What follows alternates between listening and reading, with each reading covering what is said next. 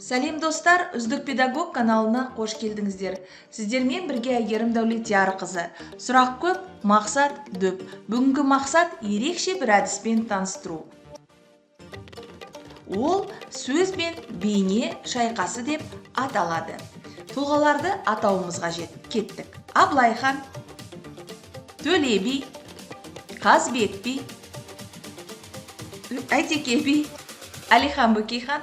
Енді тұлғаларды шатастырмай атайық. Абылайхан, Төле би, Қазбек би, Әйтеке би, Әлихан Бөкейхан. Рахмет.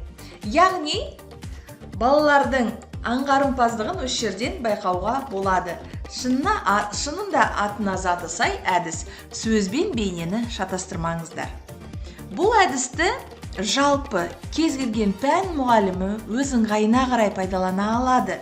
Оған енді қиялдарыңызды қосқандарыңыз жөн болады. Физиктер мысалы қандай да бір тартылыс күшін суретін қойып, атын ата деп, бірақ астына басқа бір күштің атауын жазып қойса болады.